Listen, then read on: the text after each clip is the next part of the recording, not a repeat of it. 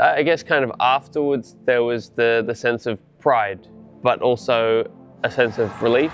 It's obviously a lot of hard work and sacrifice in some ways to get to that point. So yeah, that was really, really special. I think the morning after, the first time I stood on top of an F1 podium was a pretty cool moment where I woke up and could go, you know, I'm an F1 winner now. You know, obviously immediately after the race it feels kind of surreal. You know, then you do the interviews and have the articles written or whatever, and the social posts and stuff, and it all kind of hits as well. So kind of sunk in a bit more as time went on.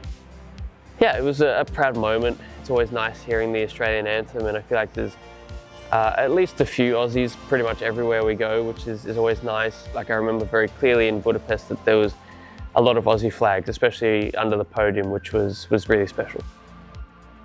I didn't have a very exciting celebration.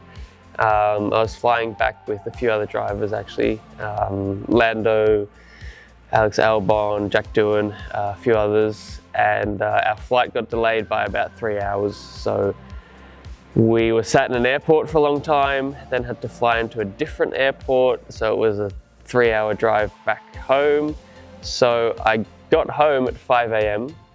Yes, if you just take the headlines of I got back home at 5 a.m. after my first win, it sounds like a great time, but yeah, it wasn't particularly exciting, but that's okay with me.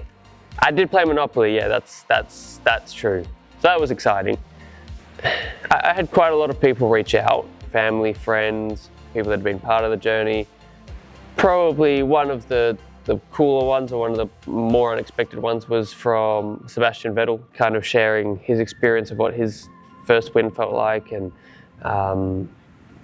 yeah, that was a bit unexpected because I've not really spoken or met Seb before that. So I don't know, there wasn't anyone massively unexpected, but from a lot of other drivers, which was really nice.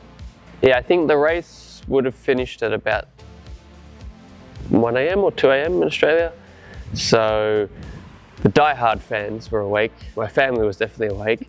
But yeah, I think for the general public, yeah, I think they woke up to that news. So it was kind of a bit of a wave when I won immediately after the race, but then almost kind of a second wave when everyone woke up and saw the result. So that was nice that I got to relive it twice a little bit. I have had a replica trophy made. It is very proudly on my shelf at home. Yeah, it's a cool thing to look back on. There's one other keepsake from Hungary.